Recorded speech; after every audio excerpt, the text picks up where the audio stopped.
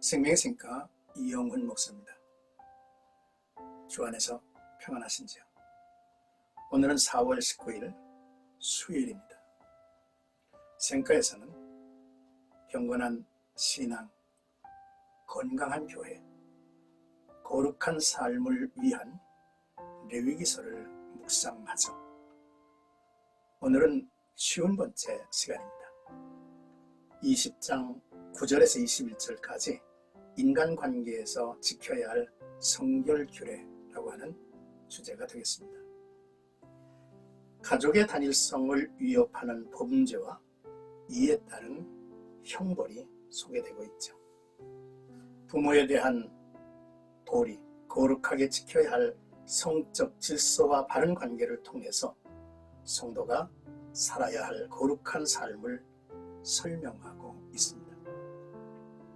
이러한 규례는 하나님과 관계된 것으로 그 형벌 또한 무겁다고 하는 사실을 우리는 간과하지 말아야 합니다. 먼저 9절이죠. 아버지와 어머니를 저주하는 자라는 내용입니다. 하나님은 부모를 공경하라고 명령하시죠.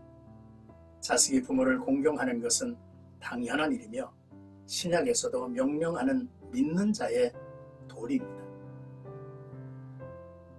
말씀은 아버지와 어머니를 저주하는 자는, 즉 가볍게 여기는 자는 반드시 사형에 처할 것을 명령하죠.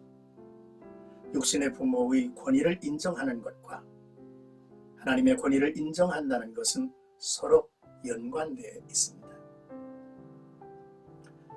부모를 저주하는 것은 하나님을 모독하는 것과 동일하게 간주가 되고 있죠. 따라서 부모를 저주하는 죄가 얼마나 무서운 죄인지를 보여줍니다. 부모에 대한 저주가 죽음의 형벌에 해당되는 것은 성경의 여러 곳에서 찾아볼 수가 있죠. 출애굽기, 잠언서, 마태복음, 마가복음, 신명기 등 곳곳에서 부모 공경에 대한 교훈을 우리에게 들려주고 있습니다. 이제 10절에서 21절까지는 누구든지 간음하는 자에 대한 엄중한 말씀을 하고 계십니다. 성적인 죄와 그에 대한 벌이 언급되고 있죠.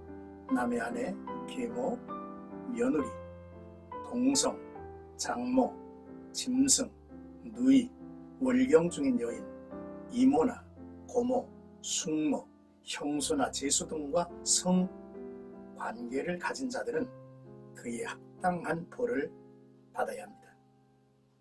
이런 범죄를 저지른 자들은 누구든지 그에 대한 책임을 스스로 져야만 했습니다.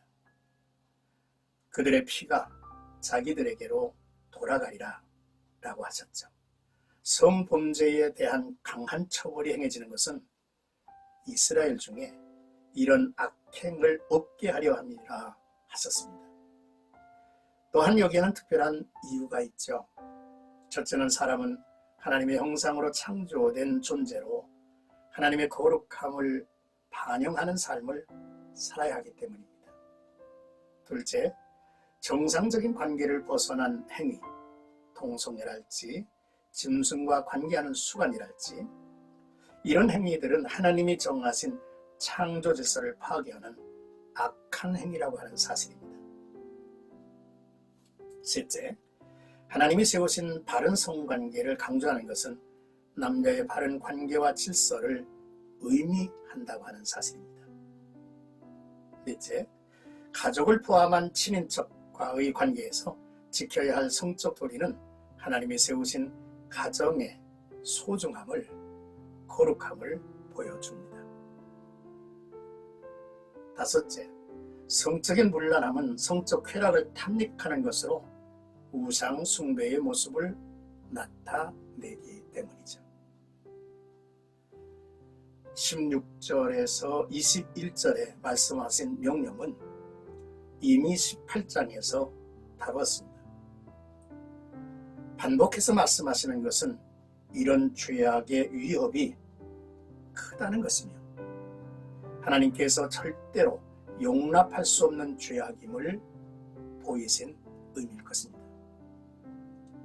이 단락에서 추가되는 것은 백숙모와 형제의 아내입니다. 이들과 동침하면 그들은 그들의 죄를 담당하여 자식이 없이 죽으리라 했습니다.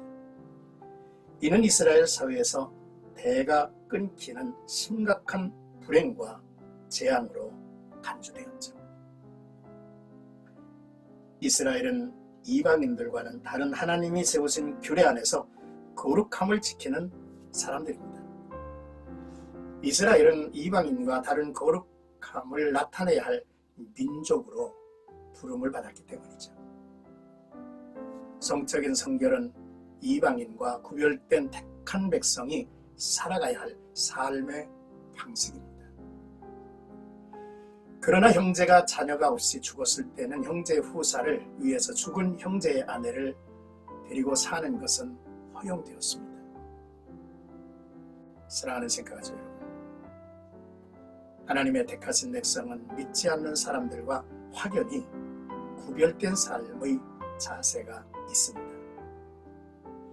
우리는 세상이 주장하는 가족관계와 성적 태도에 대해서 어떤 마음을 갖고 있는지, 또 어떻게 반응하는지를 점검해 보십시오.